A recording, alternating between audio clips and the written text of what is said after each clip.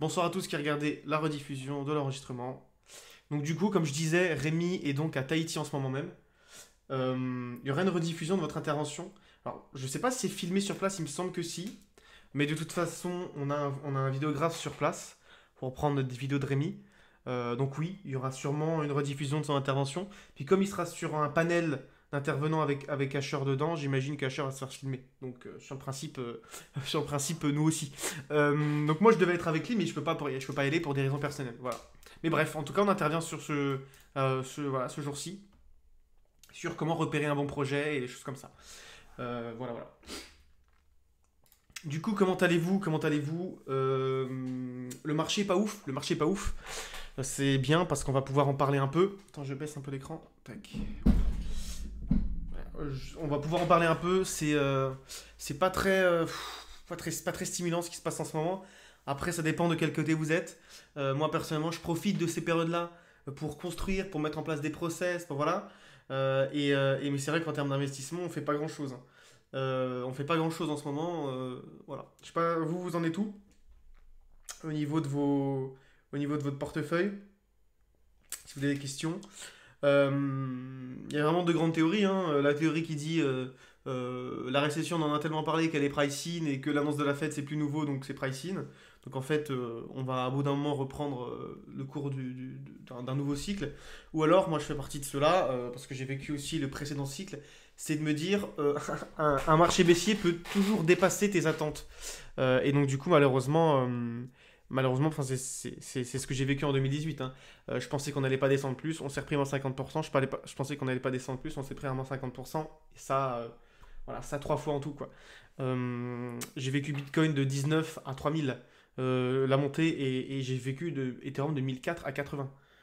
Donc croyez-moi, quand je vous dis que tout peut se passer en bear market, après, bon, enfin, je veux dire, c'est pas vraiment important. C'est pas vraiment important. Ce qu'il faut se concentrer là maintenant, c'est préserver son capital, pas s'essouffler à perdre en essayant de trade à la hausse, à la baisse, sauf si vous savez ce que vous faites, mais genre, essayez pas comment on dit, d'attraper un couteau qui tombe.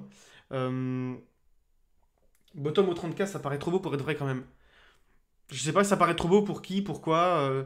Il y a plein de gens qui disent tout le monde pense que ça va dump, donc ça va dump. Enfin bref, tu vois ce que je veux dire. Je sais pas si. En effet, hein, on a le droit de se poser et de se faire ce genre de réflexion, mais on va surtout observer en fait ce qui se passe. Et trop beau pour être vrai ou pas, techniquement, pourquoi ce serait trop beau pour être vrai techniquement? On a marqué des supports, on a. Tu vois ce que je veux dire? Bon, après, en effet, la structure est moche. Les 9 chandelles baissières sont moches. La macro est pas non plus très encourageante. Donc bon, trop beau pour être vrai. On verra. On verra. Moi, je vais vous dire, moi je m'attends à plus bas. Après, c'est personnel. Moi, j'ai vendu sur la descente, un peu sur la montée et un peu sur la descente, mais bien heureusement plus proche du haut que du bas. Ça paraît pas du tout impossible. Ouais, voilà, moi je suis d'accord. Moi, je vais surtout attendre, patienter, voir ce qui se passe.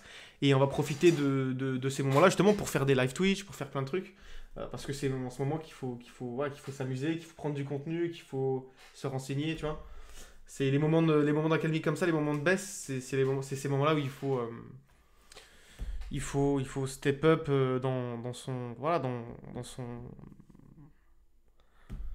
mindset, quoi. C'est pas ce mot-là pour la crypto, mais vous avez compris, quoi. Et l'OTIB, la masse n'a pas raison en général. Ouais, Steven, je suis d'accord. Après, qu'est-ce que la masse? Comment tu sais ce que pense la masse? Puisque la masse, si c'est Twitter, bah c'est pas la masse, c'est une chambre d'écho. Si la masse, c'est tous tes potes qui te parlent de crypto et qui te disent un truc, non, c'est pas non plus la masse. Donc en fait, on sait pas ce que pense la masse. Moi, je pense que la masse, de manière générale, elle est perdue. Et la masse en crypto, euh, encore plus. Non, ce que je veux dire, c'est que elle sait pas quoi faire de manière générale, la masse. Et donc, il y a deux comportements, hein. C'est de se dire on a tellement baissé qu'on va pas tomber plus bas, et l'autre qui se dit ça fait que commencer. En vrai, moi je fais souvent des sondages sur Insta, hein, pour dire qu'est-ce que vous pensez, où est-ce que ça va et tout, mais c'est juste pour avoir l'interaction en story et pour avoir une idée de ce que vous pensez. Mais je veux dire, des fois j'ai 1000, 2000 réponses sur Insta, c'est bien, tu vois. Ça me donne un échantillon de réponses. Mais ça suffit pas à me dire ça a baissé, ça a dump, tu vois. Enfin, voilà, bref. Donc moi je pense qu'il faut surtout être attentif. Pourquoi être attentif? Attentiste et attentif. Parce qu'en 2018, j'ai voulu absolument. Enfin, moi je sais, hein, et c'est l'erreur que fait beaucoup.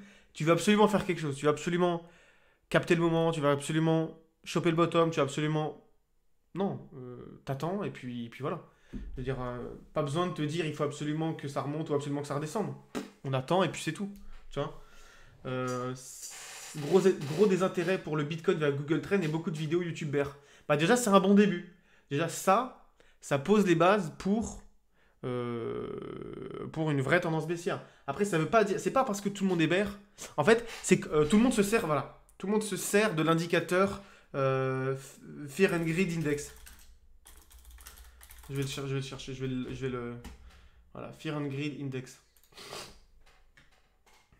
Voilà, tout le monde se sert, vous voyez bien mon écran là, tout le monde se sert de cet indicateur-là, d'accord. Tout le monde se sert de cet indicateur-là. Et les gens ils se disent, bon ben on est en extrême fear partout, tu vois. On est quand même extrême fear, extrême fear, extrême fear, extrême fear. Dans quelques semaines, on sera aussi extrême fear last month. Cet indicateur-là suffit pas, en fait. Parce qu'il faut que ce soit de l'extrême fear pendant longtemps, en fait. C'est pas parce que l'indicateur le touche une fois ou le touche pendant une semaine que voilà, non. La vraie capitulation, la vraie dépression de marché baissier, c'est cet indicateur qui est dans l'extrême fear pendant des mois. Ça, c'est un. En fait, plus longtemps on est dans l'extrême fear, plus de chances on a qu'au bout d'un moment on va remonter. C'est con comme indicateur, mais tu peux pas t'en servir autrement.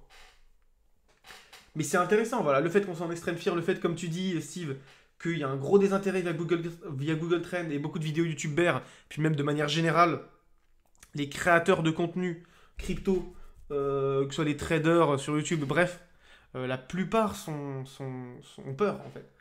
Et donc du coup ça c'est un bon début. C'est un bon début. Mais ça va pas suffire. Il faut qu'il y ait plus. Voilà. Moi j'aurais dû m'alarmer à vendre quand mes potes, rien à voir avec la crypto, sont venus me voir pour me demander comment investir en crypto. Grave. Mais écoute, tu vois, ça c'est des petits trucs. C'est des petits trucs tout cons. Mais moi je me suis fait aussi mes propres indicateurs, tu vois. Et du coup, il y a certaines personnes qui me servent à contre-trade. C'est drôle, mais. Et du coup, tu t'en souviendras. Voilà, tu t'en souviendras.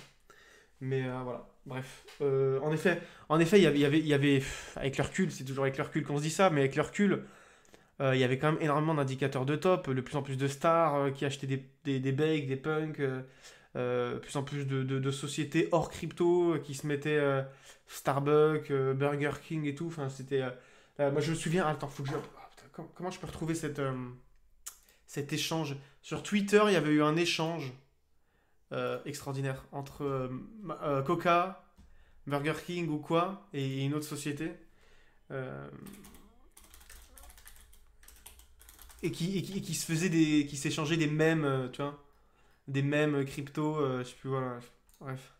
C'était extraordinaire. Et c'était genre les community managers les community managers qui parlaient et qui s'échangeaient des mêmes cryptos. Enfin bref, c'était extraordinaire. Faut que je retrouve ça. Faut que je retrouve ça. Tain. Comment je peux retrouver ça? Non, c'était pas Burger King. Je sais plus ce que c'était. Je sais plus qui c'était. Ah, bref. Ouais, je vais pas retrouver. Je vais pas retrouver. Trop loin. On apprend. Ouais, et donc du coup, vous, comment vous sentez? Ça peut être intéressant de savoir comment vous vous sentez en ce moment. Euh, Voilà, ça je pourrais plus vous donner une indication sur qu'est-ce que vous allez vivre par la suite. Mais si vous êtes dans la phase où vous vous sentez pas bien, ou alors que vous avez de la perte, KFC, je sais plus si c'était KFC. Je sais plus si c'était KFC. Bud Light. Il y avait Bud Light dans le débat. Bud Light Friend. C'était ça qu'il disait friend et tout, bref, c'était trop drôle. Il s'échangeait des mêmes cryptos sur Twitter entre community managers. C'était ouf. Non mais je vais pas retrouver, laisse tomber, il faut au moins 10 minutes. Du coup j'en profite pour apprendre même si je perds. Alors ok, alors pourquoi tu perds Stan? En fait il y a vraiment plusieurs profils, Mais si vous êtes du profil, vous holdez et vous attendez, je suis désolé. Mais ça va être dur. Les prochains mois vont être très durs. Euh, Parce que la plupart des crypto-monnaies ont fait moins 70 à moins 90%. Et elles peuvent refaire la même chose. Donc ça va être très très dur.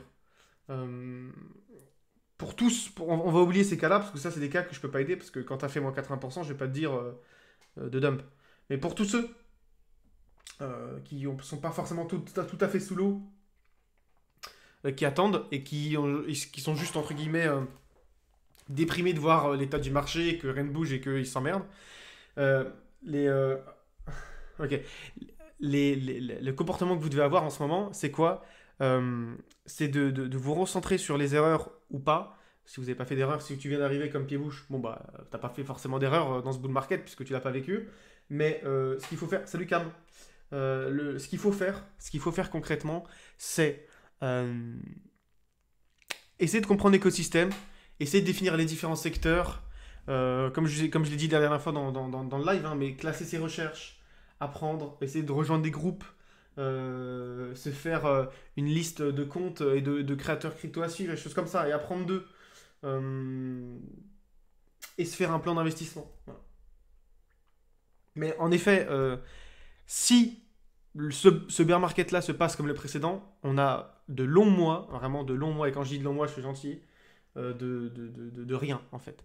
Et ces moments-là, si vous les utilisez pas, et en plus que vous perdez parce que vous holdez des cryptos qui font que dump, que dump, que dump, là c'est très difficile psychologiquement. Donc n'hésitez pas à vous entourer, c'est plus important de vous entourer en crypto, c'est-à-dire d'autres investisseurs, par exemple dans ce stream, par exemple dans d'autres communautés.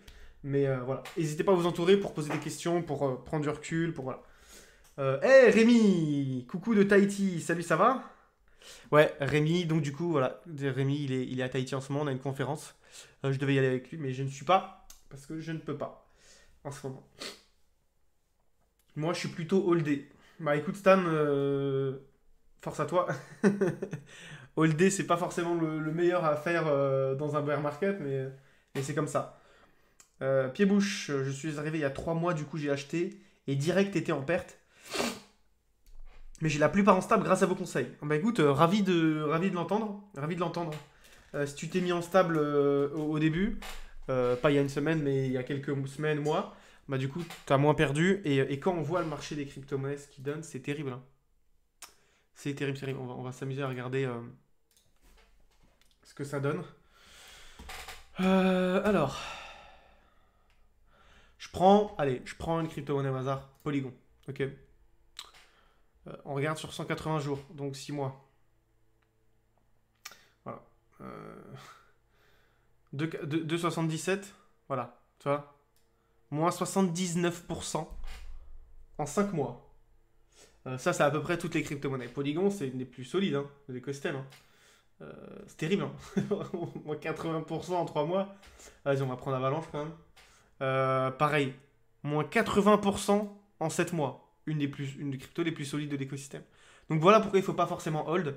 Et le pire de ça, c'est que tu regardes cette charte. Tu te dis, vas-y, c'est bon, elle ne peut pas descendre plus bas. Tiens-toi bien. Entre 144 dollars et 14 dollars, donc on est pas loin, hein. D'accord? Dans ta tête, tu dis c'est pas beaucoup, tu vois. On est à 23 dollars, on est à moins 80%. Non, non. Entre 144 dollars et 14 dollars, c'est moins 90%. Là, tu peux te reprendre encore à moins 50%. D'accord? Sans problème. Vraiment, sans problème. Et pour aller à moins 95%, comme la plupart des crypto-monnaies en bear market, donc moins 95%, ça va faire 10 dollars, 5 dollars. Bah là, tu te refais diviser par 4. Tu vois.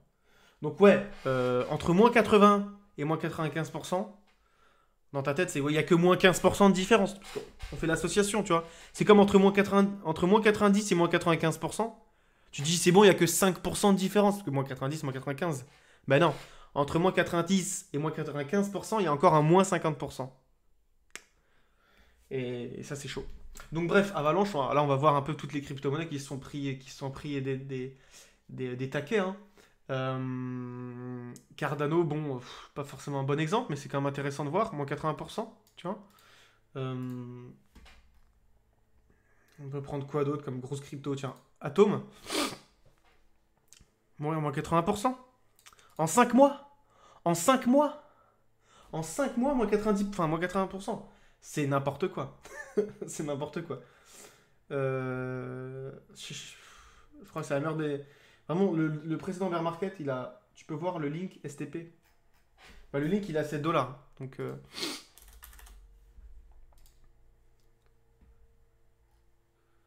Moins 86%. Ah, on est bien. En un an, par contre. Mais oui, parce que c'était son ATH en un an. Mais alors lui, en 5 mois, il est passé de 26 à 7 $. Il a divisé par 4. Bref. Donc ça, c'est toutes les crypto-monnaies. Hein. Toutes les crypto-monnaies. Hein. Donc c'est terrible. Après, je vous ai montré majoritairement des coins L1, DeFi et tout. Mais c'est pareil pour tout. Hein. Tout. Hein. Donc...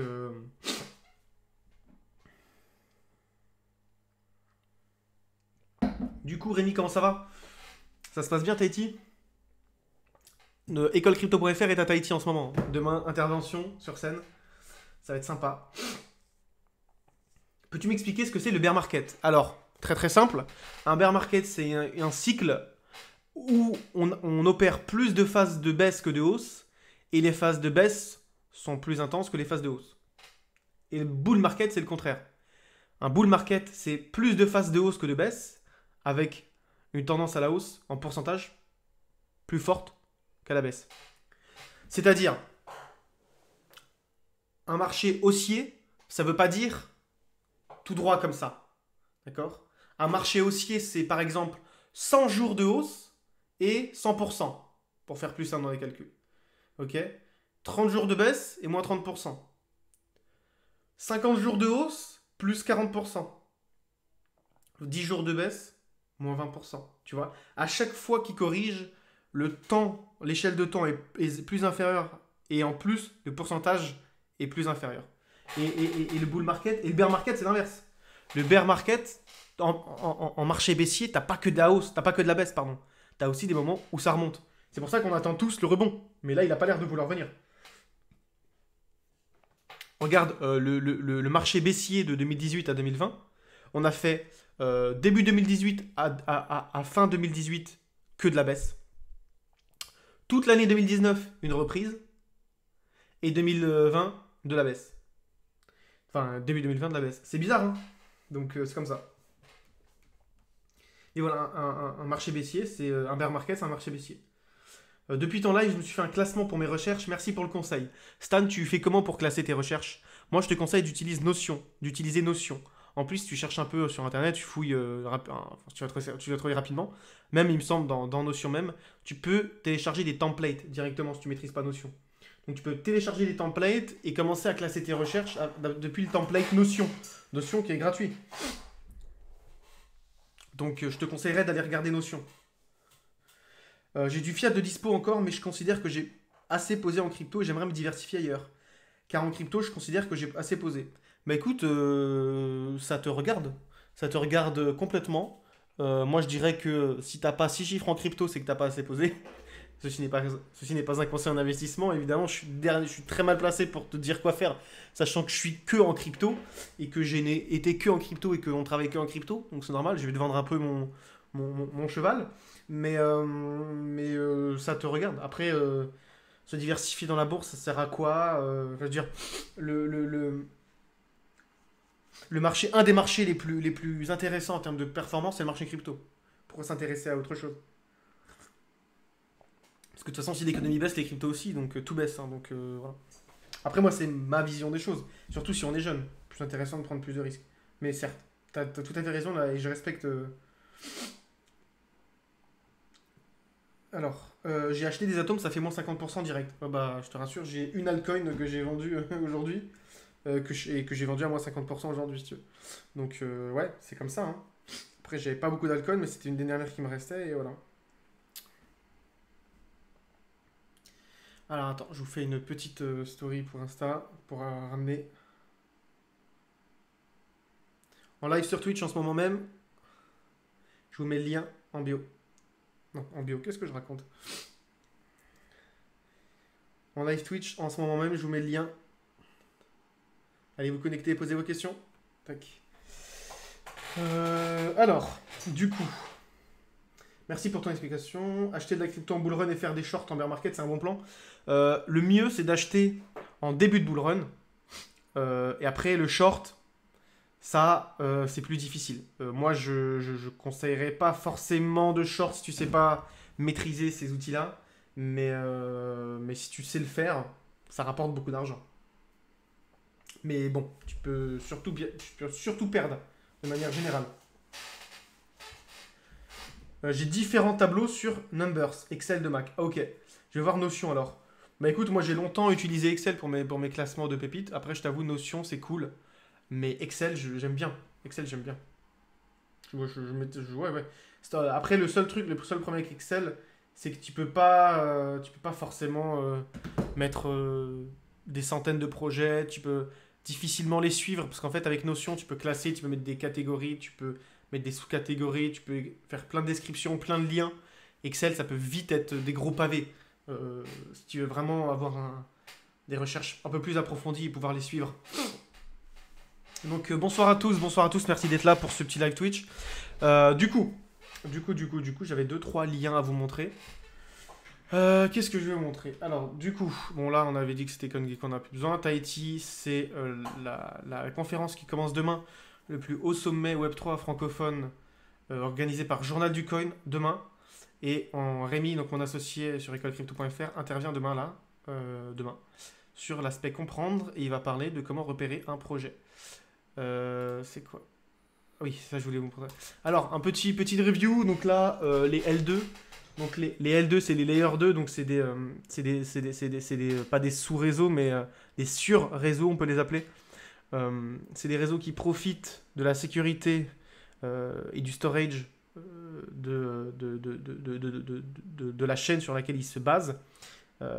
Et enfin, en gros, les transactions passent par le layer 2 et sont sauvegardées, entre guillemets, validées, storées dans le layer 1 et ça permet de libérer de l'espace de layer 1 et de faire passer des transactions plus rapidement sur la sidechain, sur la surchain, bref. Donc les layer 2, ça permet de faire plein de transactions, il y a plein de, comment dire, plein de use cases possibles, plein d'apps intéressantes. Et en fait, les Layer 2 permettent de faire des choses que Ethereum ne permet pas parce qu'il est trop cher à utiliser. Donc L2Bit, c'est un agrégat de données et qui montre entre guillemets. Alors il me semble là c'est la TVL. Oui, voilà, TVL, donc 5 milliards. Donc on était à 7 milliards il y a 2 mois. Bon, bref, ça c'est le classement des Layer 2 par TVL, donc par total de valeur bloquée. Moi je préfère ce classement-là qui classe. Sur combien coûte une transaction. Ouais, tu vois. Alors. Métis. Ah ouais, putain. Tu vois, ici, là, on a les frais de transaction. Alors, il faut mettre all. Et, les frais de transaction pour un swap sur les layers 2. Et donc, on voit que c'est Métis le moins cher, en fait. Et Métis, moi, c'est une super layer 2 que j'aime beaucoup. Sur lequel j'ai investi il y a quelques mois et que. Enfin, j'ai investi, mais en recherche en tout cas, il y a quelques mois, et fondé par la mère de Vitalik. Bref. Donc voilà, 8 centimes pour faire un swap. On se rend compte que sur Ethereum, on est. Cryptofees.com, il me semble que c'est ça, je sais pas. Et on est vachement élevé en termes de fees. 8 millions de fees par jour, j'aimerais même voir. Il n'y a pas une fonction pour voir une seule journée. Bref. Mais voilà, ça c'est tous les outils qu'ils ont fait. Hello, j'ai installé Twitch grâce à vous. Ah bah super. Félicitations. Bienvenue. Donc voilà, je vais peut-être vous mettre les liens dans la description de la rediff Twitch. Mais ça, je trouve ça intéressant de monitorer comment évoluent les L2. Parce que les L2 seront très importants dans les prochains mois, les prochaines années. Pourquoi? Parce qu'en fait, la mise... Pas au Pix, BG, Knaki. Non, moi je suis pas au Pix. Je pouvais pas y aller. Je ne peux pas y aller. Je ne pouvais pas y aller parce que ma femme accouche dans quelques semaines et je ne pouvais pas être à l'autre bout du monde. Voilà. C'est comme ça. Du coup, Rémi, il a pris les devants, il y allait tout seul. Il devait être accompagné de notre CTO, mais le CTO a attrapé le Covid juste avant de partir. Donc voilà. Donc Rémi est tout seul sur place. Enfin, il est tout seul, il est avec Dimitri. Mais ouais, c'est dommage, mais bon, c'est pour la bonne cause, on va dire, de pas y aller. Bref, donc, est-ce que le passage d'Ethereum, voilà, intéressant. Est-ce que le passage d'Ethereum en Proof of Stake va permettre de diminuer les frais beaucoup trop élevés actuellement? Alors non. Non. Enfin, pas de beaucoup en fait. Mais bon, actuellement, on est sur des frais assez intéressants. On est sur du quelques dollars. Quelques dollars la transaction. Donc ça reste correct, même si c'est un peu cher. Tu compares avec 8 centimes sur Métis par exemple. Mais genre tu peux faire 50 transactions sur Métis pour une transaction sur Ethereum. Après bon, c'est comme ça. Alors non, apparemment les frais... Salut. Merci, ouais, merci Willy. Du coup, les frais de transaction sur Ethereum ne vont pas diminuer passage au Proof of Stake. Ça, c'est quelque chose. Par contre, il y aura plus de transactions qui seront traitées. Et ça, c'est très important pour l'avenir d'Ethereum. Mais du coup, pourquoi les L2 vont être importants dans les prochaines années? Tout simplement parce qu'en fait... Clacky, Ecole Crypto. Super, merci. C'est sympa. C'est marqué là en plus. C'est super. Qu'est-ce que je voulais dire? Ah oui. Ethereum va être en gros, enfin c'est ce à quoi il se prédestine, hein, un peu comme Bitcoin au début, où on lui accordait un rôle de monnaie principale. Aujourd'hui c'est plus un étalon, d'accord, un étalon, une espèce d'or digital, bref. Ethereum au début était fait pour disrupter la finance et héberger toutes les applications. Et ben le rôle d'Ethereum également évolue. Aujourd'hui, Ethereum va être plus la base de données. Je ne sais plus comment ils l'appellent les devs Ethereum, bon, bref. Mais ça va devenir la base de données de sécurité. En gros, celle qui a une blockchain qui a le plus de sécurité avec un consensus très rapide, très efficace, avec une blockchain qui a des années d'ancienneté. Donc bref, une blockchain fonctionnelle et sécurisante pour les utilisateurs et pour les développeurs. Et les Layer 2 seront la couche au-dessus qui, elles, permettront d'avoir une utilité au quotidien, en gros. Parce que tu ne peux pas avoir une utilité au quotidien si à chaque transaction que tu fais, ça te coûte 4 dollars. Impossible. Surtout si tu fais un jeu vidéo, tu vois. Un jeu vidéo, bref, des NFT, tout ce que tu veux, c'est impossible. Parce que même si on peut s'en servir, tu peux pas dire au commun des mortels de payer 4 dollars à chaque transaction.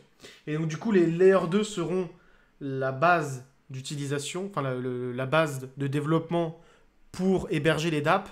Et Ethereum sera du coup le main réseau qui, lui, protégera et sécurisera toutes ces données. Voilà. Parce qu'en fait, vous avez la Layer 1, puis la Layer 2. En fait, qui se pose dessus. Et la Layer 2 permet de passer les transactions. Et dans un second temps, alors après ça dépend du fonctionnement, si c'est un ZK, c'est bref. Mais en second temps, il fait passer les transactions sur Ethereum. Et du coup, Ethereum valide les transactions. Et le Layer 2 permet de les faire passer plus rapidement. Voilà. Alors je suis optimiste sur les ZK Rollup, je suis optimiste sur les Layer 2, je suis optimiste sur évidemment tout ce qui permet de scaler Ethereum. Encore plus évidemment sur ce qui permet de le rendre un peu plus privacy. Mais ouais, on est en train de travailler sur un papier sur les ZK justement, sur ecolecrypto.fr. Donc voilà. Comment fait Sorare du coup? Parce qu'ils sont sur Ethereum mais ils n'ont pas de frais. Et alors, Sorare ils sont sur Ethereum par essence, mais ils sont pas sur Ethereum. Sorare, ils sont sur quel layer 2? Je sais plus. Mais ils sont sur un layer 2. Et il me semble qu'ils sont sur...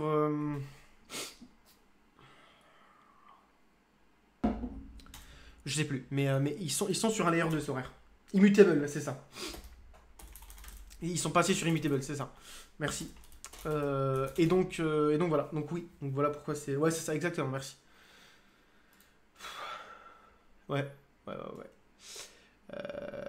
C'est ça? Ouais. C'est ça. Donc voilà. Donc c'est pour ça qu'il n'y a pas de frais de transaction. Starknet sera... Ouais. Ah, c'est Starknet. Putain, je suis... Ok, merci. Putain, Rémi, tu peux entendre? Tu m'as dit que tu n'avais pas de réseau. Cosmos aussi reste une belle blockchain. Alors certes, mais les blockchains, je suis pas sûr que ce soit le plus intelligent sur lesquels investir. Parce que du coup, quand on investit sur des... Enfin, moi personnellement, hein, quand j'investis sur de la tech ou sur des tokens de tech, c'est parce que je pense que c'est ce qui va avoir le plus d'adoption. Et les layers 1, c'est pas ce qui va avoir le plus d'adoption dans le futur, sachant que c'est les layers 2 qui vont augmenter la scalabilité. Et moi, je préfère me focaliser sur Ethereum parce que je trouve que c'est voilà, la meilleure des blockchains.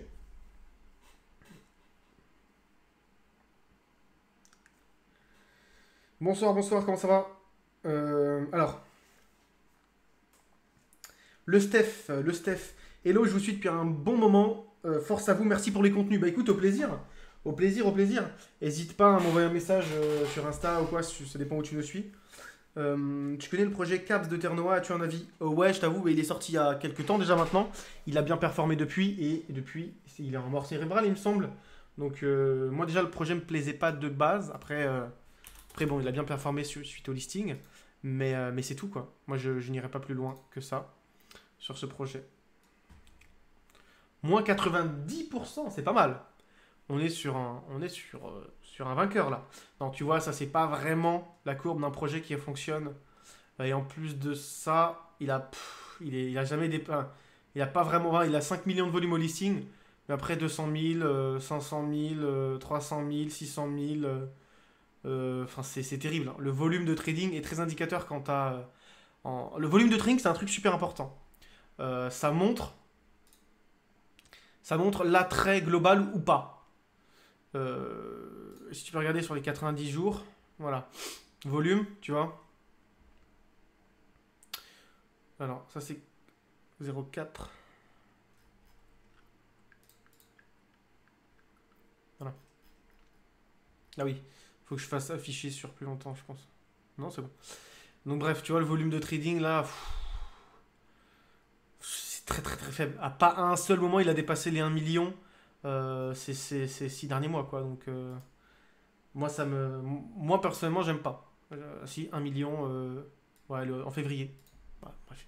Donc non, moi je pas fan, et puis en plus le projet j'en suis pas fan forcément, après force à eux parce que c'est des Français, mais moi à titre personnel ça ne m'intéresse pas. Euh, voilà. En plus, on s'est aperçu qu'au listing il y a eu une énorme campagne d'influenceurs qui sert d'exit liquidity à tous ceux qui sont rentrés en pre-sale, en VC, même les influenceurs. Donc c'était majoritairement un pump and dump. C'est pas forcément péjoratif de dire que c'est un pump and dump. Ça veut pas dire que c'est une arnaque. Le projet est légitime. Je connais des gens qui ont travaillé avec eux et l'équipe est compétente. Mais à titre personnel, pour investir dessus, non. Est-il bon d'acheter des Ethereum pour ce qui arrive? Pas vraiment. L'Ethereum a une très mauvaise gueule chartiste. Et puis il n'y a rien qui s'annonce de bon à part le merge. Mais même le merge, il peut être assez négatif si jamais il y a un problème ou quoi. Je pense qu'il faut rien acheter en ce moment. Voilà. Je pense qu'il faut rien acheter. C'est terrible, mais c'est comme ça. Donc moi, je suis bullish sur l'Ethereum. Mais à court terme, non. Voilà.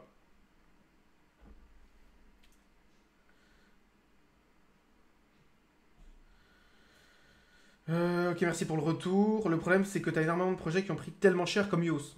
UOS, c'est incroyable. UOS, on l'a repéré à. On l'a repéré à combien déjà? 5 centimes, 6 centimes publiquement. Mais ouais, carrément. Bah, même en UOS, il a pris combien? Ça change d'avis d'avoir un stream deck, hein. Je peux changer les scènes et tout. Je suis un boomer sur Twitch, hein. Je viens de commencer à Twitch, à stream. C'est seulement mon troisième stream, donc je découvre tout ça, c'est super cool. Ça fait trop boomer de dire ça, putain. Moins 85% du hausse. Regarde, nous, on a publié notre travaux d'analyse, tu te rappelles? Ici. Ici. Publiquement, on l'avait dit qu'on l'achetait. Si vous regardez sur notre Twitter, @cryptopolitain, @cryptopolitain sur Twitter, on a publié un travaux d'analyse en mai 2020. Et il est donc dans 5 centimes, il est monté à 2,30 $. Moi, je l'ai vendu. Ouais. Je l'ai vendu quand, moi?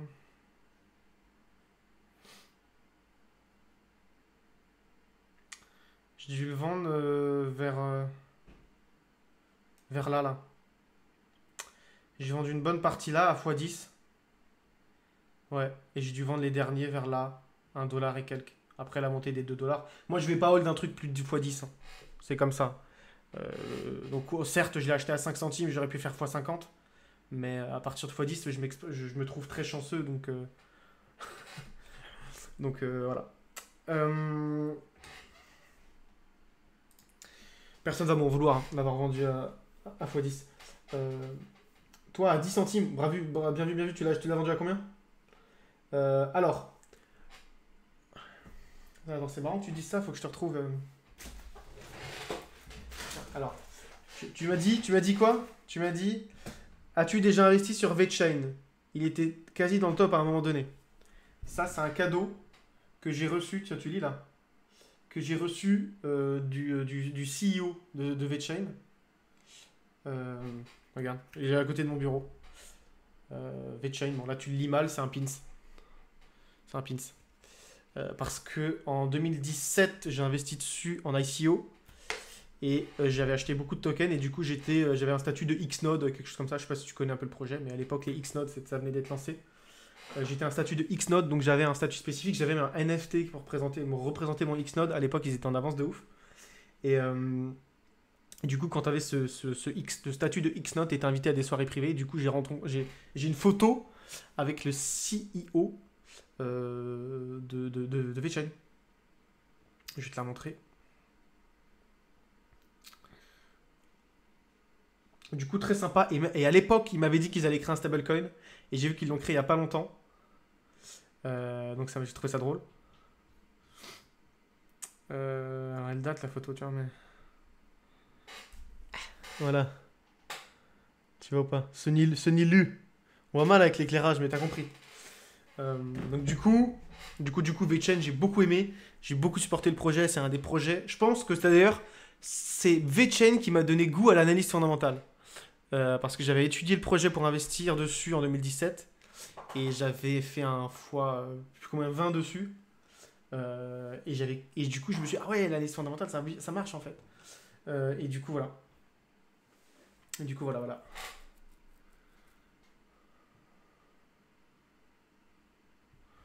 Alors, un des lancements catastrophiques, c'est Panther Protocol. Ah ouais, ZKP, ouais. Ouais, bah je sais pas si tu te souviens. Enfin, Knaki, il me semble que tu étais dans le groupe privé où tu l'es. Ou bref, je sais plus. Mais si tu étais dans le groupe à l'époque, on devait faire la public sale, mais on l'a pas faite. Enfin, le listing ou la public sale, je sais plus, le public sale. Ou pre-sale, je sais plus. Et on l'a pas faite parce qu'au dernier moment, on s'est dit, il y a un truc ouais, qui va pas. Ouais, Knaki, ça me rappelait quelque chose. Et du coup, bref, on n'y est pas allé. Mais ouais, on a eu le nez creux dessus. Chainlink pour l'avenir, bah écoute, Chainlink, putain. Chainlink à 7 dollars, ça me fend le cœur de voir ça. Mais Chainlink, énormément d'avenir. Après, les fondamentaux ne reflètent pas forcément le prix. Parce que les fondamentaux, c'est bon qu'en bull market, hein. Enfin, c'est bon qu'en bull market. C'est bon en bear market, ça permet d'un projet de ne pas mourir. Mais, euh, mais moi, je pense qu'un jour peut-être, Link connaîtra sa montée. Alors, vendu à 1,55 et à 2 dollars, mais racheté à 90 centimes du coup. Ah merde. Euh, un élu, tu es toujours sur VET dessus, il a pris cher. Absolument pas. Absolument pas. J'ai vendu en 2019 tous mes VET. Et j'ai vendu même, je me souviens, j'avais vendu mon NFT de Xnode, je l'avais vendu genre 10 000 balles. À l'époque, je trouvais ça cool. Et du coup, j'avais fait une super affaire parce que le token aujourd'hui vaut. Enfin, le NFT vaut 0. Mais cool. Enfin, 0 peut-être pas, mais je n'ai pas regardé combien depuis, mais bref. Mais du coup non, j'ai tout vendu, bien évidemment. Parce qu'ils ont très très mal géré l'émission de leur token et tout. Bref, j'ai été très très déçu par leur manière de gérer les choses. Et donc, du coup, j'ai quitté le navire. Et puis, en plus, on était en bear market. Donc, bon, j'avais hold de trucs. Il avait fait moins 60%. J'avais vendu. Et puis, il allait jusqu'à moins, je sais plus combien, 90 et quelques. Donc, voilà. Je me souviens, mon bag, il avait fait 4 à 50 000. Un truc comme ça. Et de 50 à, pareil, 4 000. Euh... Je l'étais. Déjà, grosse capi, après il sera toujours le leader Link sur les oracles. Oui, bien sûr, bien sûr. Bah, Link, il a je sais pas, je vais peut-être pas dire des milliers, mais il a des centaines de partenariats, hein. Donc c'est quand même très très intéressant, Link. Si tu veux investir sur le fondamental, Je vais te dire, Link c'est le meilleur. Mais ça se reflète pas sur le prix à l'heure actuelle et ça se reflète pas sur le prix depuis longtemps sur Link. Mais après Link, il a eu un très beau bear market. C'était un des seuls à augmenter durant le bear market de 2018. Il a fait un nouvel ATH il y a un an à 57 dollars alors qu'il était à moins d'1 dollar en bear market. Donc c'est quand même assez impressionnant de sa part. Après, je t'avoue, autre chose, moi personnellement, je vais vous donner un conseil là tout de suite. Alors, je vais voir s'il n'y a pas d'autres questions. On pourra un jour payer en USDT l'école crypto. Possiblement, je sais pas. Je sais pas. On pourrait, hein, mais tu peux payer, ouais, tu peux payer à l'année, hein. Tu peux payer à l'année, hein, en USDT, hein, pas de problème, hein. Euh, Tu te rappelles de Oxy MDR? On avait bien fait de sortir tôt. Ouais, on avait bien fait. On avait bien fait de ouf. Parce qu'il a fait moins 99%. Ouais, t'es Knacky, ouais. Et du coup, pourquoi t'es parti? Ah ouais, il me semble que je me rappelle pourquoi, mais bon, t'as pas besoin de le redire. Non, non. Mais ouais, à l'année en USDT, bien sûr. Après, c'est trop chiant à gérer les abonnements en crypto. Bref, ce que je voulais dire, c'est. Ce que je voulais dire, c'est quoi? Ah oui. euh, vous pouvez me poser toutes les questions que vous voulez sur les crypto-monnaies qui ont 1 an, 2 ans, 3 ans, 4 ans. Moi, je ne vais pas acheter celle-ci dans le prochain bear market. Dans le prochain, ce prochain fin de bear et début de boule. Je. Problème. Ah ouais, merde. Ok, d'accord, ça ne plus automatiquement. Ok. Ok, Knacky, bah écoute, ouais, viens voir en DM Insta, on va voir comment on règle ça. Mais il me semble qu'on peut accepter les. Enfin, on a des comptes professionnels dans l'entreprise pour accepter les crypto-monnaies. C'est juste que c'est relou comptablement parlant. Mais on peut, je pense. Enfin, on peut. Légalement, on peut. Bref. Donc moi, je vais me focaliser que sur les nouveaux projets. Moi, personnellement, j'ai une liste de projets. Tu vois. Là c'est mon notion avec toutes les pépites, qui est pour les membres, que je vais partager d'ailleurs dans quelques jours. Mais voilà. Donc du coup, moi je conseillerais de se focaliser que sur les nouveaux projets, parce que c'est les nouveaux projets. Pourquoi les nouveaux projets? Pourquoi les nouveaux projets? Parce que tout simplement, ce qui est plus récent attire plus. Ce qui est vierge de pump attire plus. Quelque chose qui n'est pas encore monté, on a l'impression qu'il est sous-évalué aux yeux. Et puis en plus, les nouveaux projets ont des techs plus récentes, des teams plus récentes, pas une vague de hype qui n'est pas passée. Et du coup, c'est toujours plus intéressant de parier sur les nouveaux projets. Voilà.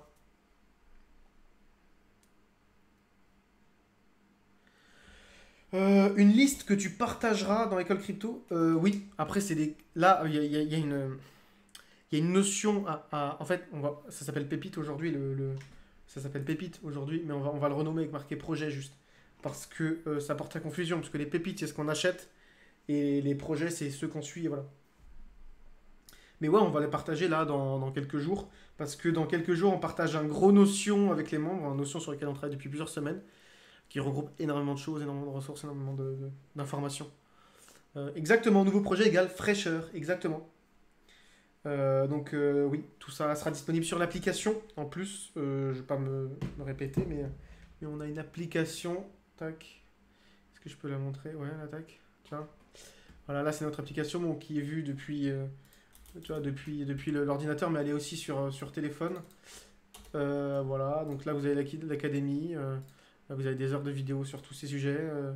Les lives, voilà, les lives sur des sujets particuliers. Voilà, la pépite, ça c'est bon, là, c'est les pépites qu'on achète, tu vois, et qui sont achetables entre guillemets, qu'on dit les gars, ça nous intéresse, il y a un lien vers l'analyse et tout. Là, c'est toutes les anciennes pépites qu'on a partagées, tu vois, avec bon là, je sais pas s'il récupère un peu tous les, tu vois, on l'a acheté on l'a partagé à 30 centimes, il est monté à 2,15. Il y a des gains, il y a des pertes, hein. 1 dollar partagé 1 dollar, il est monté à 22. Axie Infinity, on l'a partagé à 48 centimes, il est monté à 150.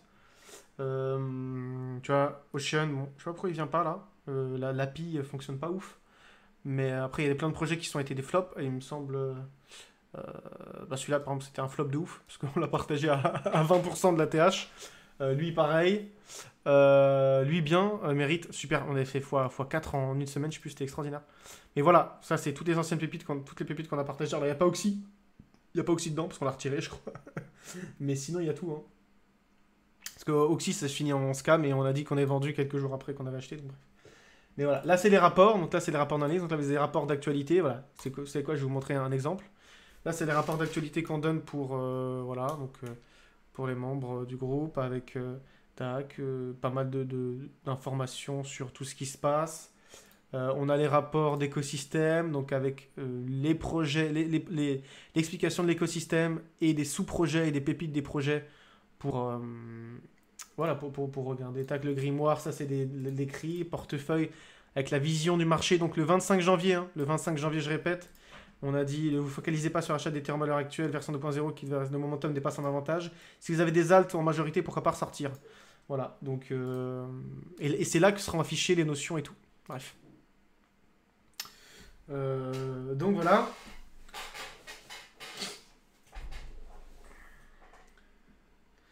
Je sais pas comment je dois le prendre. Hein. J'ai jamais compris pourquoi vous n'aviez pas autant de visibilité que les influx Twitter. Alors, même pourquoi on n'a pas autant de visibilité que les autres influenceurs. Tout simplement parce qu'on n'était ni sur YouTube, ni consistant sur Twitter. Parce qu'en fait, YouTube, c'est ce qui parle le plus. Et si tu regardes la plupart des influenceurs, entre guillemets, les plus connus, les plus réputés, les plus invités, tout ça, c'est ceux de YouTube. Parce que c'est un contenu qui est facile, qui est bref. Et Twitter, Twitter, simplement, il faut être constant. Et nous, on avait la flemme. On a créé un gros compte Twitter en bear market. On est monté à 12 000 abonnés sur le compte Twitter. Et dès que le marché a commencé à augmenter, on aurait dû continuer à tweeter. Mais on a arrêté parce qu'on était pris par nos projets, par la communauté Instagram qui, du coup, a explosé bien plus qu'on imaginait. Et du coup, on a dû faire un choix en termes de qualité. Donc, en fait, c'est pour ça qu'on n'a pas continué sur Twitter. Mais là, on a lancé une chaîne YouTube. Donc, on va commencer à publier plus souvent sur YouTube. Mais de ce genre de contenu de qualité, pas de revue d'actualité tous les jours, quoi. Tu vois. On va pas faire une vidéo par jour. Top, Willy, des projets qui sont toujours possibles de rejoindre en prévente. Là, actuellement, on partage pas de spéculation, hein. Je préfère être honnête. Hein. On pose les bases sur comment faire. Mais là, actuellement, on spécule pas. On attend que le marché se tasse. Du coup, je voulais vous montrer 2-3 liens. Commencez par ça. Dune Analytics, c'est une plateforme qui permet d'avoir des dashboards d'analyse de données et avoir des informations de manière qualitative sur des projets, sur des protocoles, bref. Et là, je trouve ça intéressant de vous partager celui-ci. Parce que je vais mettre le lien, je pense, en plus en lien de la vidéo YouTube. Donc, transaction count on different chains. Alors, je sais pas sur quel time frame. À mon avis, c'est sur depuis le début. Peut-être. Non. Ok. Sur 30 jours. Ok. On voit que Solana. Alors, c'est aussi la blockchain la plus utilisée pour la GameFi. Pour tout, genre Stepn et tout. Bref, tous ces projets de PlayTurn ou de MoveTurn ou de Xturn sont sur Solana. Et on voit bien qu'en termes de transactions, c'est Solana, et d'ailleurs je suis tombé sur les fesses de savoir ça, Solana regroupe, là on voit bien, plus de 70% des transactions. Et Ethereum pas beaucoup. Hein. Donc la BNB, la Binance Smart Chain, n'est pas morte. C'est incroyable, je pensais vraiment qu'elle était morte depuis longtemps, tellement que c'est de la... moi je l'appelle la Binance Shit Chain. Parce que je trouve que c'est un nid à scam, un nid à rien en fait. Donc, mais bon, apparemment, elle est encore plus vivante qu'Ethereum. Donc, certes.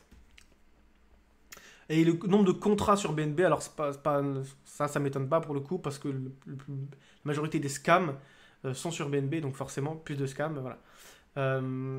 Et quoi d'autre comme information? Du coup, total transaction, intéressant, alors 1400 millions de transactions pour Ethereum, et on a 15 000 millions de transactions sur Solana.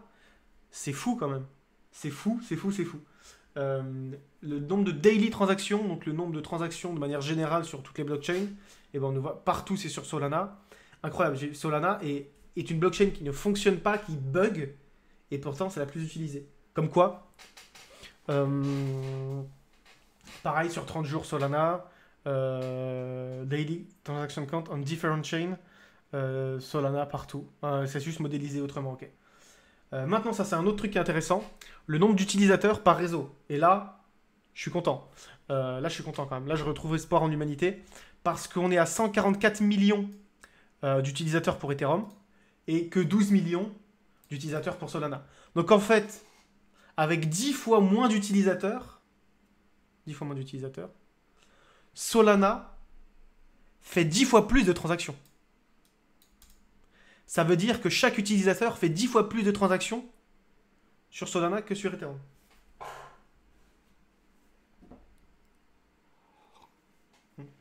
Voilà, c'est pas forcément une information qui va changer votre vie, néanmoins c'est quand même intéressant d'en faire l'observation. Tu vois, et voilà, ok, là je retrouve foi en l'humanité, Ethereum quand même. Je peux le faire même en thread Twitter vu que je publie pas trop. Voilà, le nombre de transactions sur Ethereum, le nombre d'utilisateurs sur Ethereum est 10 fois plus supérieur à celui sur Solana, et ça me rassure. Voilà, et ça pareil, c'est très intéressant. Il y a 10 fois plus de transactions sur Solana, mais il y a pratiquement, alors non, pas vraiment, mais pratiquement le même nombre d'utilisateurs par contre. Donc il y a 10 fois plus de transactions, mais à peu près autant d'utilisateurs. Donc d'adresses Ethereum qui interagit avec Ethereum et d'adresses Solana qui interagit avec Solana. Sauf que pour une adresse, tu fais 10 fois plus de transactions. Ce qui est logique, vu qu'il y a les GameFi et tout sur Solana qu'il n'y a pas sur Ethereum parce qu'elle n'est pas utilisable. Est-ce que vous suivez là? C'est intéressant, c'est l'analyse de données très basique, mais c'est très intéressant, je trouve. Ce dashboard est super, hein. Franchement, le mec qui l'a fait, il s'est gavé. Hein. Ensuite, Daily New User, donc ça c'est sur 90 jours. Ah ouais, sur 90 jours, c'est cool. J'aimerais bien y voir sur plus. Mais ça, c'est le nombre de nouveaux utilisateurs, donc nouvelles adresses qui interagiraient. On appelle ça user adresse. En fait, ça peut être la même personne, mais c'est juste une adresse différente. Le nombre de nouvelles adresses qui interagissent avec la blockchain. Et donc, du coup, on est plus sur un peu. Non, pas plus sur Solana. Hein. On est plus sur Ethereum. Pourquoi, du coup, la courbe, elle est en dessous? Parce que là, on est, par exemple, à 62 000. Ah oui, ok, Solana, c'est en. À la BNB Chain, et bien donc la BNB Chain est vraiment. Je sais pas qu'elle est aussi active. Franchement, de par ce dashboard, j'ai été sur le cul de me dire 100 fois plus de transactions par seconde, plutôt non. Ils font beaucoup plus de transactions aussi, ouais. Mais non, là on est. Alors attends. Il y a plus de transactions tout simplement, et donc plus de transactions par seconde. Oui, évidemment. Ouais, je pensais que tu me piégeais, mais non, c'est ça aussi. Daily New User, ok. Bon, bah bref, voilà un peu. New User Monthly, ok. Tac. Il y a plus de nouveaux utilisateurs sur BNB en ce moment. Après, il y a tellement rien à faire sur le marché, peut-être que les gens ils veulent s'essayer Web3 sur BNB, qu'il y a plus d'opportunités à faire sur BNB. Il faut voir en ce moment le yield farming sur BNB, je ne sais pas. Attends, ça peut être intéressant de voir. Attendez, je suis en train d'ouvrir une de mes ressources. J'ai pas forcément envie de. Tac. Voilà. Alors attends. Ok. Alors. La BSC. Là, farm.army, c'est une ressource qui permet d'avoir à peu près tous les yield farming centralisés par blockchain, par protocole. Enfin, il n'y a pas toutes les blockchains, tu vois. Mais alors, tu vois, là, c'est l'API que tu peux trouver sur BNB en ce moment. Donc, ouais, on est sur des API à 10% par là. 1400% sur là, 500% sur OS. Ça, c'est des tokens qu'on connaît pas, tu vois. Donc, pas vraiment envie de mettre sur des tokens de merde. À la limite, BUSD Cake, ok, mais là, TVL, pas énorme non plus. USDC WBNB. Alors, USDC WBNB à 14%, c'est pas mal. ETC, BTC, 3%. Ouais, bon, ETC, BTC, 3%. Ils bougent à peu près de manière similaire, donc pourquoi pas. Ah, voilà, tu vois, USDT, USDC à 4%. C'est pas trop mal pour une pool. Il me semble que sur Uniswap, sur Ethereum, on est à moins d'1%. Gagner 3,5% sur du stable en décentralisé, c'est cool. C'est pas beaucoup, hein, mais ça reste quand même. Voilà. 3% là, bref. 10% sur le SDT WBNB. Ok.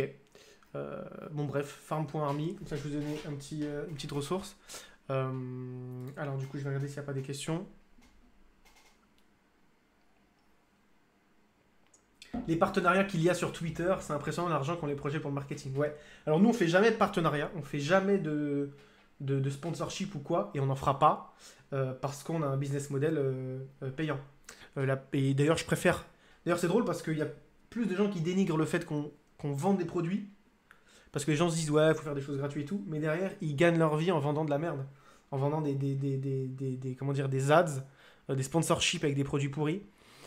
Moi, je trouve que, enfin, moi, je préfère en tout cas, avoir un business model payant parce que c'est le plus légitime par rapport à la communauté. Comme ça, on est arbitre de ce dont on parle. Et si on veut dire qu'un projet c'est de la merde, et ben on peut dire qu'un projet c'est de la merde. Voilà. Welcome en France. Ouais, c'est ça. C'est ça, c'est ça.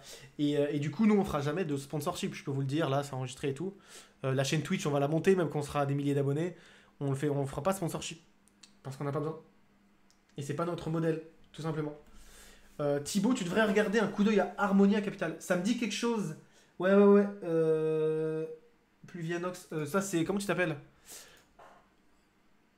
Ouais, ouais. Comment tu t'appelles déjà? Je sais plus. Et je vois bien ton profil Insta. Je vois très bien ton profil Insta. Ouais, ouais, je vois, je vois. Alors, Thomas, c'est ça, Thomas. Alors, ouais, j'avais regardé ton projet. Je m'étais intéressé à toi.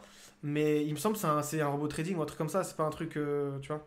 Euh, Moi, ça me. Ouais, tout ce qui est comme ça. Alors, je sais plus avec quoi tu fonctionnes. Si c'est un robot de trading, si c'est. Je sais plus. Mais oui, je vois bien. Je vois bien ton projet. Ça m'a même pas convaincu parce qu'il me pensait que c'est. Je pensais que c'était un. Enfin, je pense toujours d'ailleurs, mais tu vas m'expliquer peut-être que c'est faux. Mais un robot de trading ou un truc MLM, en affiliation, un truc classique, quoi. Tu vois. Euh,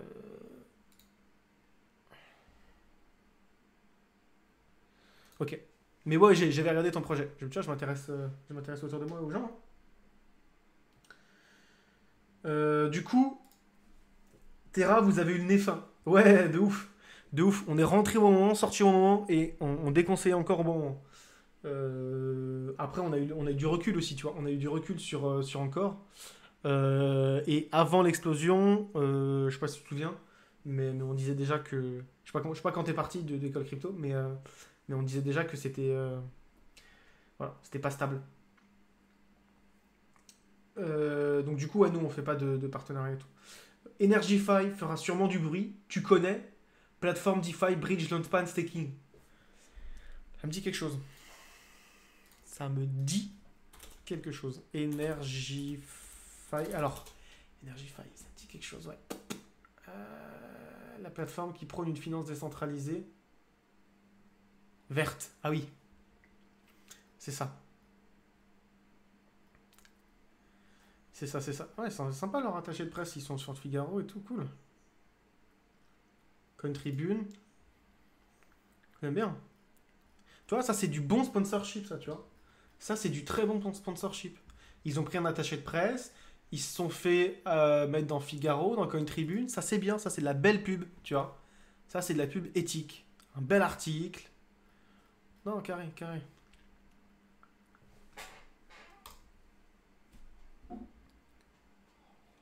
Hmm. Energy Web Token, bien sûr. Je connais. Je connais. Évidemment que je connais. Et du coup, ah, c'est un projet qui émane de Energy Web. Ah ouais, d'accord. Ou alors ils se sont rebrand. Ah, attends. Ah non, ils utilisent Energy Web Token. Ok, ok, ok. Non, c'est cool. C'est cool, c'est cool. C'est du token issu de MLM. Ah ben voilà. Ok, Energyfy. C'est bien pour ça que ça me disait quelque chose. C'est bien pour ça que ça me disait quelque chose. Putain, merde, je me suis fait avoir, tu vois. Dommage, parce que c'est bien, c'est. Ok. C'est du token issu de MLM. Tiens, ça me disait quelque chose. Merde. Bon, en tout cas, c'est dommage. Ah, c'est sur BNB. Ok. Écoute. Étudions un scam. Étudions un scam. Alors, déjà, si tu me dis token issu du MLM, alors, ça me disait quelque chose, mais je sais pas. Moi, je suis pas dans des MLM, donc je peux. Voilà. Mais. Ah non, Energy Web. Non, Energy Web Token. Non, non, non, non. Le Energy quelque chose, ça. Non, non, c'est pas issu de. C'est pas issu de EWT, il me semble, c'est. Ça, c'est pas issu de MLM, ça. Ça. Non.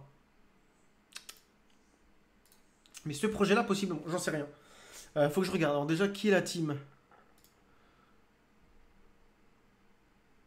Qui est la team? Qui est la team? Qui est la team? Tu vois, press reviews, tu vois, c'est cool ça. Ça, c'est joli ça. Non, ça, c'est du joli placement de produit ça. Tac, tac, tac. Roadmap, listing, about.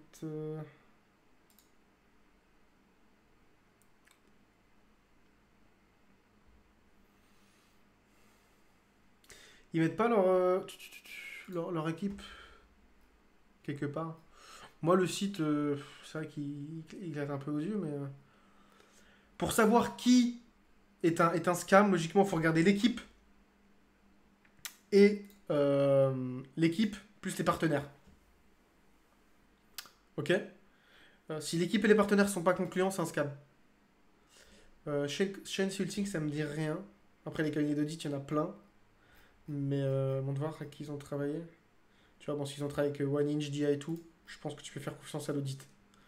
À l'audit de finance. Par contre, j'aime bien savoir qui sont les équipes. Donc, du coup, il faut que j'aille sur LinkedIn, il faut que je regarde qui sont les équipes et tout. C'est relou, il me donne du travail en plus.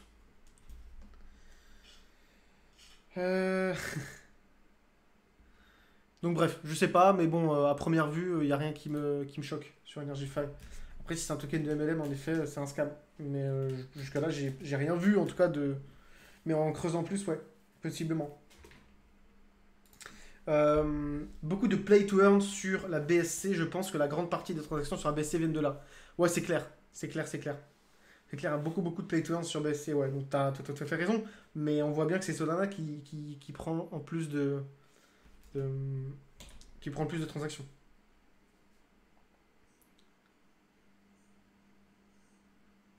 Algo permettant d'accumuler des crus. Ok, ok, bah écoute, du coup, ton algo, faudrait que tu l'expliques. Alors, déjà, ton site, tu l'améliores et t'expliques mieux le concept. Parce que moi, j'avais l'impression que c'était pas legit. Peut-être c'est plus intéressant que tu pousses plus l'explication. Euh, mais si c'est legit, cool.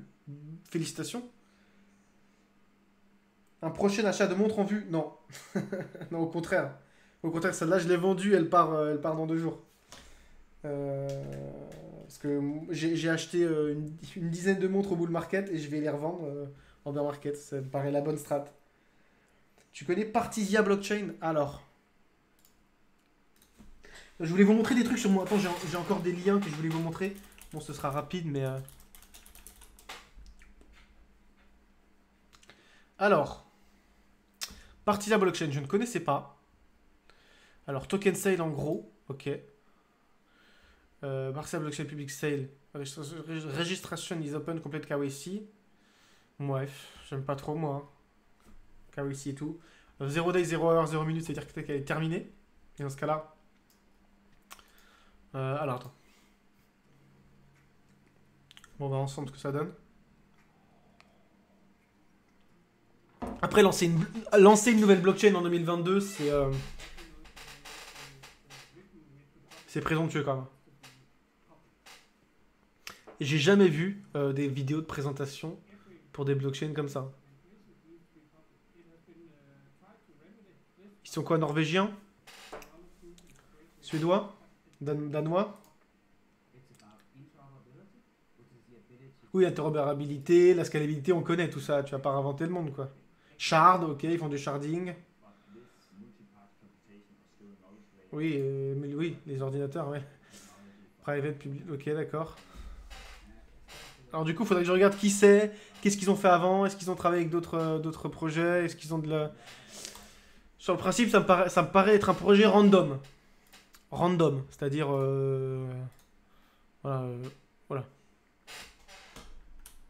Comme tous les... Enfin, voilà, qui n'a rien de différent. Euh, Oula. Alors, je vais vous dire un truc. Les white papers comme ça, techniques, c'est saut 2018. Hein.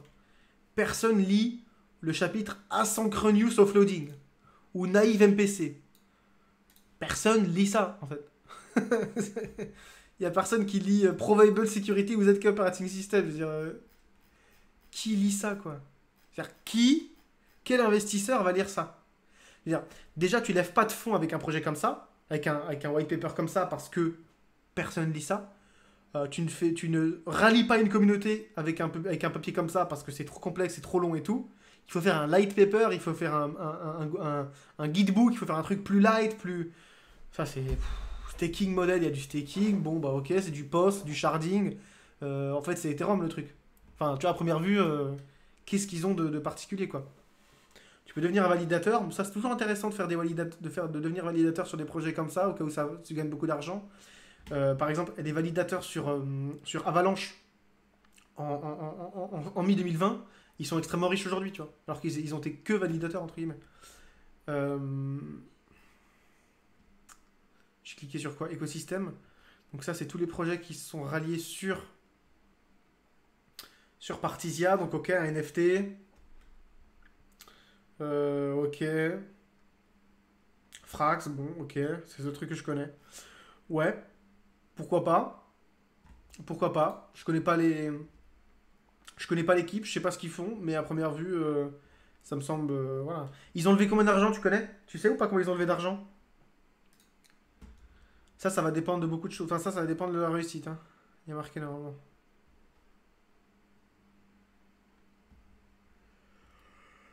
Alors, ils ont forcément fait. Alors, KuCoin Labs, ouais. KuCoin Labs, c'est pas les meilleurs. Bon, bref. Donc, on va voir comment ils ont levé. Bon, à première vue, c'est un projet random, hein. Pas un truc de ouf. Comment tu connais ça, toi? Comment pour devenir validateur? Bah, alors, généralement, il faut que tu aies une config PC spécifique et que tu saches faire tourner un nœud. Voilà. Donc, il faut que tu aies quelques minimums de connaissances en dev, hein. Sur Solana, tu as eu beaucoup d'échanges de NFT dernièrement, ça doit sûrement venir de là. Euh, Ouais, possible. Il y a beaucoup de NFT, beaucoup de marketplace NFT, ouais. Lancement dans 1 an, ok. Et toi, en gros joueur de Dofus, tu penses quoi de la version crypto qui arrive? C'est Triverse, il me semble, la version crypto. Je suis hyper bullish. Moi, j'étais fan de Dofus. Je crois que j'ai raté mon brevet du collège que j'ai dû repasser à cause de Dofus. Donc c'est extraordinaire. Extraordinaire. Euh, j'ai joué Dofus pendant des années, bref. Donc oui, oui, évidemment, s'il y a une version, enfin si la version Web3 de Dofus sort, ouais, c'est énorme. Euh, Soutenu par Bill Gates, si c'est vrai, pas certain que ça aurait. Moi non plus, je suis pas allé au brevet pour Geek Dofus. Alors moi, j'y suis allé par contre. Toi, t'as la version au-dessus, toi. L'époque Dofus et WoW. Moi, j'ai jamais joué à WoW. Le Web3 Dofus. Bah oui, oui, le Web3 Dofus. Bah écoute. Bon, j'ai présenté ça dans mon premier live. Dans mon premier live stream. Dans mon premier live stream Twitch. Tu peux aller regarder sur YouTube. Il y a une rediffusion. J'ai présenté un peu Triverse. Ça, c'est un Dofus-like. Merde. Je me suis trompé de slide. C'est un Dofus-like que j'ai présenté voilà, sur le premier live stream. Donc tu vois comment c'est joli. Putain, c'est Dofus en fait. Tu vois, comment ça s'appelait les bouffes tous, ça. Donc, donc voilà, c'est un Dofus-like sur la blockchain. Donc c'est cool. Allez voir, Triverse. Triverse, ils ont déjà plein de collections NFT déjà. Mais. Ah oui, non, je vous montrerai pas. Je vous montrerai rien. Donc voilà, donc ça c'est un Dofus-like, tu vois. Triverse, allez voir, tac. Donc c'est ça. Voilà. Donc c'est voilà, ça c'est les bouffes-tout, ça c'est tu vois c'est pratiquement. Donc là c'est sur la version mobile, mais il me semble qu'ils ont une version PC, desktop. Mais de toute façon, la prochaine vague d'adoption Pay to Earn ou Play and Earn, ce sera sur mobile, hein. Donc faites bien attention à tous les jeux mobiles qui vont sortir parce que en Play to Earn, ça va être eux qui. Non, c'est pas Ankama qui fait ça. Non, c'est pas Ankama qui fait ça. Euh, Bill Gates, c'est pas anti-BTC. Bah si, c'est pour ça que je dis que je doute le fait qu'ils soutiennent une blockchain. J'ai un land et 2 persos, on verra ce que ça donne. Ah ok, bien vu, bien vu. Tu les as achetés pour pas trop cher? Donc ouais, cool. Bah, franchement, je me suis posé la question s'il fallait acheter des items ou des lands dans Triverse. Je pense que je vais le faire. De toute façon, je vais me faire une... J'ai délaissé les NFT, ou majorité, parce que j'ai quelques NFT et tout, mais j'ai majoritairement laissé les NFT dans ce bull market. Parce que j'avais aucune confiance en bear market sur la liquidité du truc. Mais en bear market, je pense, là, je vais attendre encore un peu, mais je vais acheter plein de NFT. Ouais. Du coup, il y avait une question. euh,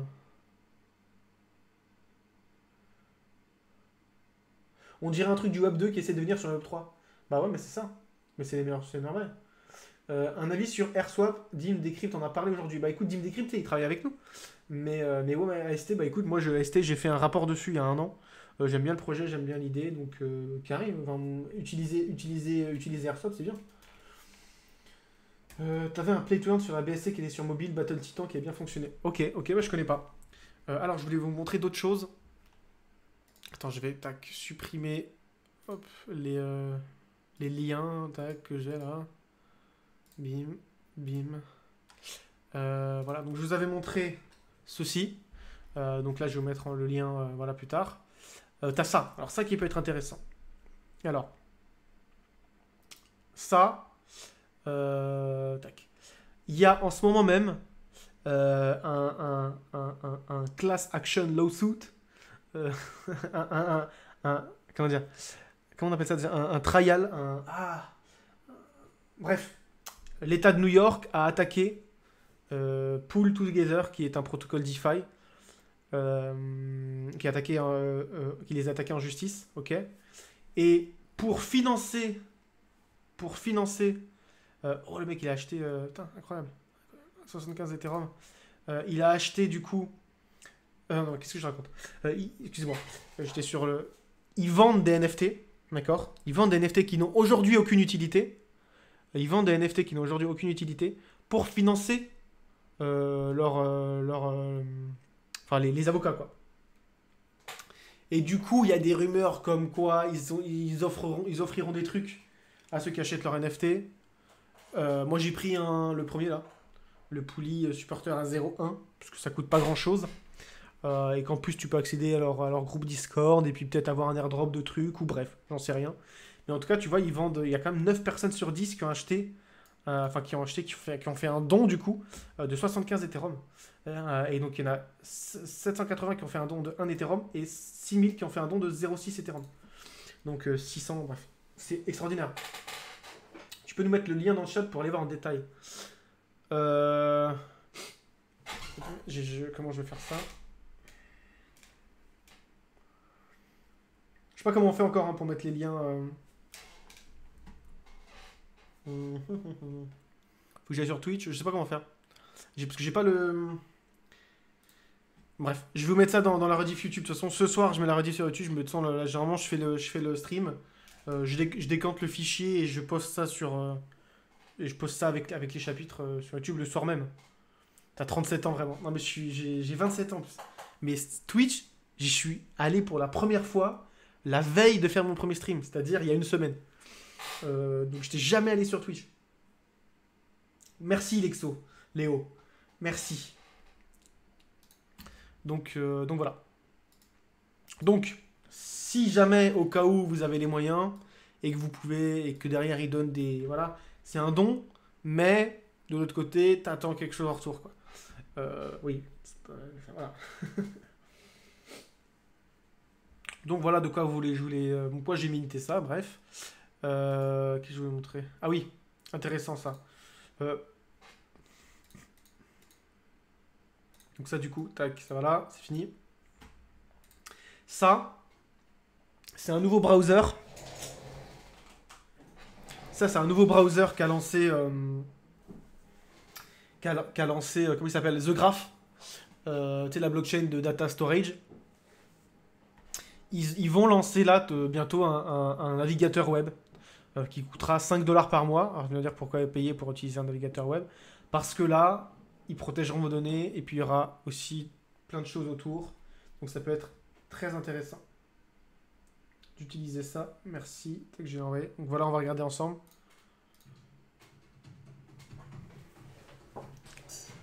Ils ont sorti ça il y a quelques jours. Donc tu auras tes adresses ENS, donc tes Ethereum NM Service, pour te connecter. Tu auras toutes les DApp du Web 2 qui seront en mode Web 3 accessibles.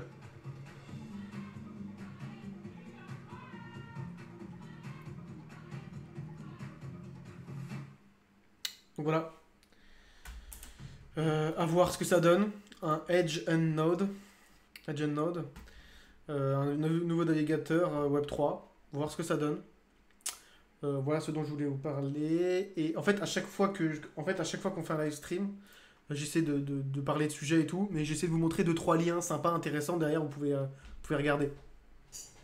Du coup, on va continuer. Donc ça, je le mets là pour mettre le lien. Puisqu'on continue sur ce sujet. Alors ça, c'est cool. Ça, c'est cool. Pourquoi c'est le 10K Club. Donc, vous avez les moins de 10, tu sais, comme... c'est plus qui dit ça. Là, c'est les moins de 10 également, mais sur la blockchain. Mais par rapport à une autre classification. En fait, je ne sais pas si vous connaissez Ethereum Name Service. Ethereum Name Service. Je vais vous montrer ça tout de suite. Tac. En fait, c'est un... c'est pas ça que je voulais faire. Ethereum Name Service. Ok, j'arrive pas. Hop. Directement, il faut que je sois sur Google, ok. Voilà. Ok, hop. L'annonce. Alors, pas sûr que cliquer sur l'annonce soit une bonne idée. Non, pas sûr que cliquer sur l'annonce soit la bonne idée. Hop. Voilà. Jamais cliquer sur les annonces. Hein. Donc voilà, donc ça vous permet d'acheter un nom de domaine .eth en fait. Donc tu peux acheter par exemple ta date de naissance. Donc 18-02 1997 par exemple. Et du coup, ou même Thibaut.eth, enfin bref. Tu peux acheter pas mal de choses et n'importe quoi en fait. .eth. Et en fait, il y a du coup un concept qui entoure ces noms de domaine ou ces pseudonymes on-chain. Parce qu'en fait, si tu par exemple t'achètes l'adresse 0.eth, et ben en fait, si tu veux envoyer des Ethereum à quelqu'un, t'as pas besoin de son adresse Ethereum. Juste tu tapes dans l'adresse de réception 0.eth et ça envoie à l'adresse qui possède cette ENS. On appelle ça une ENS, une Ethereum Name Service. Du coup, si tu hold ce NFT, parce que c'est un NFT, et ben en fait, les gens qui t'envoient, qui envoient de l'argent à cette adresse, envoient de l'argent au holder de la ENS. Ce qui fait que c'est comme une adresse Ethereum, mais en plus simple. Donc 0.eth et tu envoies du coup de l'argent à la personne qui s'en... Du coup, c'est très simple à retenir et c'est très mainstreamable.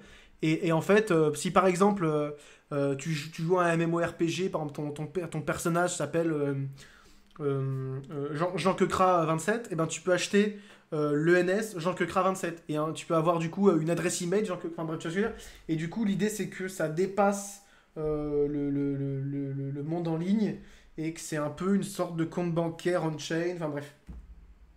Moins laborieux que d'avoir des adresses à rallonge exactement. Et du coup, ça c'est le 10K Club. Donc c'est toutes les adresses .eth, donc de 000 à 9999.eth. Genre je sais pas si tu as 007.eth, et ben tu peux accéder à ce groupe. Et tu vois là, tu as des groupes par... donc en fait, c'est des espèces de groupes privés par adresse, par type de ENS. Et ces ENS là, tu peux les acheter et il y en a qui se vendent très cher. Si tu prends par exemple ici, regarde, ça c'est un mec... non, ça c'est ENS, il me semble. Mais regarde, tu vois, ça c'est toutes les adresses qui sont répertoriées que tu peux acheter. J'avais partagé un mec qui avait acheté énormément d'adresses. Gucci.eth, bref, plein de trucs .eth. Et du coup, tu peux dire, si tu as envie de faire un business par exemple, si tu as envie de faire un business et du coup, tu as envie d'acheter le nom de domaine on-chain, quoi. Je sais pas, tu fais un e-commerce. Tu fais un e-commerce, tu acceptes la crypto sur ton e-commerce. Ton e-commerce, il s'appelle bbelando.com. Ben, tu vas acheter le NS bbelando.eth. Comme ça, si les gens veulent te payer en crypto, ils peuvent te payer en crypto à l'adresse. Ça, c'est très intelligent, ça. bbelando.eth. Enfin, bref, vous avez compris le principe. Et du coup, voilà, incroyable. Et ces adresses-là, elles se vendent jusqu'à 1 ETH. Est-ce que vous imaginez l'affaire? Et l'avantage des 4 chiffres, c'est que ça peut représenter une date de naissance, euh, un chiffre porte-bonheur, un G-code, enfin bref, tout ce que vous voulez. En fait, c'est trop bien parce que ça parle, en fait. Je sais pas si vous vous êtes marié. Si vous êtes marié, bon là ça marche pas pour ces dates-là, mais pas un 49 novembre, mais vous avez compris. Si vous êtes marié le 1 novembre, et ben vous allez avoir envie de posséder le NS 0111, tu vois, .eth. J'en sais rien. Après, c'est des digicodes, c'est des. Bref, ce que vous voulez. Et en fait, tu t'imagines l'adresse 6418.eth, je peux l'acheter 09. Et du coup, tu vois dans le futur en fait, en disant ça. Tu vois dans le futur en te disant Tons qui demande lien. Ah ouais, alors j'en suis pas là. Hein. J'en suis pas là à pouvoir intégrer les liens dans Twitch et tout. Je commence Twitch, je sais que la commande que tu as fait, interrogation lien, c'est pour avoir un lien, mais on n'en est pas là encore en termes de gestion. Donc je sais pas ce que tu cherches, mais Knacky l'a mis un peu au-dessus là, ens.domaine.fr. En plus, tu as de la spéculation parce que tu peux acheter par exemple un michou.eth, plein de trucs comme ça. Tu penses que michou.eth, elle est prise? Enfin, c'est sûr d'ailleurs. Est-ce qu'elle est en vente déjà? Incroyable. Et donc il y a un mec qui la possède, donc du coup michou.eth, il y a un mec qui la possède. Et le owner, c'est qui? Et donc du coup, le mec qui a acheté michou.eth, il possède également toutes ces adresses-là et tous ces NFT-là. C'est cool. Datasurfer.eth, Datataking, CryptoSphinx, SoccerVista, Triple10. Pourquoi Triple10? Pourquoi CryptoExecutive.eth, MediaMarketing.eth, je sais pas comment ça. Oui, ça je sais ce que c'est. TripleB.crypto. Du coup, il possède des Dead Army Club, il possède pas mal de trucs en fait. Hein. PlayToEarnGames.eth. Clémentine ELG, je sais pas qui c'est, mais c'est peut-être. Ah, il est intelligent ce gars. Challenge.eth.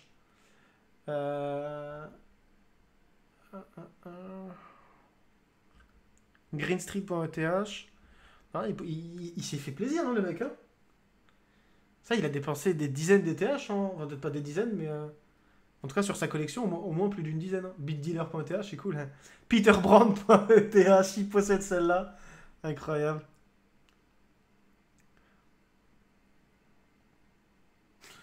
Il a de l'imagination, en tout cas. CryptoVitalik.eth. Il a beaucoup d'imagination. Hein. Pourquoi Boasterblack.eth? Zeptagram. En fait, il a pris toutes les sociétés et il a acheté leur adresse.eth. Blacknut. Mais pourquoi t'achètes ça? Thinkerview.eth, ça c'est smart. Le roi des rats.eth, c'est forcément un français. Parce que pour avoir Michou.eth, Thibaut-InShape.eth, Rémi Gaillard.eth, Big Flo. Ah oui, c'est fait une vague de français en fait. Ah ouais, c'est un français en fait. Le roi des rats.eth, c'est cool. Big Flo Eli, Rémi Gaillard, Mister V.eth. Ah non, ça se fait pas. Thibaut-InShape.eth. Quand est-ce qu'il les a achetés tout ça?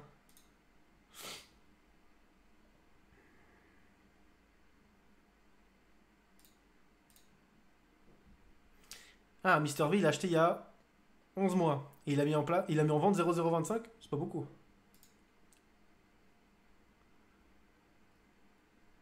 C'est cool quand même, hein. Tu vois, il a plein de trucs. Il a plein. Donc le mec qui possède Michou.eth, il possède aussi tout ça. Indianews.eth. Il a vraiment des trucs je comprends pas forcément. Islamic Finance. Il y a des trucs que je comprends pas. Breton.eth, je comprends pas en fait la logique du truc. Excusez-moi, ça me passionne, donc je regarde, mais c'est cool. Plombier.eth, tu sais pas pourquoi. Il a vraiment beaucoup d'imagination, ce type. Tu le détiens à vie. En fait, tu peux choisir la période, mais plus tu l'enregistres pour longtemps, plus c'est cher. Mais tu peux l'enregistrer pour 10 ans sans problème. Ça coûte, pour 10 ans, ça doit coûter 100 balles ou un truc comme ça, tu vois. Sa galerie vaudra une mine d'or, probablement. Et du coup, pour accéder à ce club privé Discord, il faut posséder une des adresses. .eth. Voilà. Tout simplement, je trouvais ça cool d'en parler.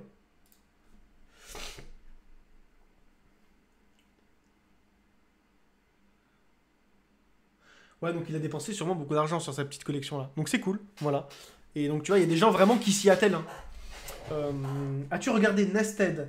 Ouais, Nested Finance, je trouve ça cool. Moi, j'aime pas à titre personnel parce que je suis pas fan du copy trading de manière générale. Mais ils sont en ce moment à Tahiti, hein. Donc,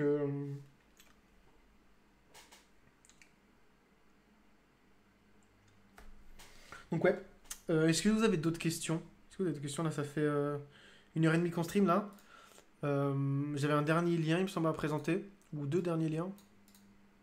Ça, c'est cool. Ça, alors attends. Voilà. Ça, ça c'est un wallet type MetaMask, type XDeFi. Wallet. Enfin, wallet Starkware. Voilà. Je vous montre. Voilà, c'est un wallet pour utiliser l'écosystème Starkware. Knaki, moi c'est bon, je monopolise le chat. Pas de problème, hein, pas de problème. Hein. Voilà, tu peux utiliser la DeFi NFT sur Starkware avec Bravo. Donc si vous voulez interagir avec Starkware, ce qui est important, je pense, pour avoir tous les airdrops, téléchargez ça. Vous allez sur leur... attention à ce que vous téléchargez, mais MyBravos.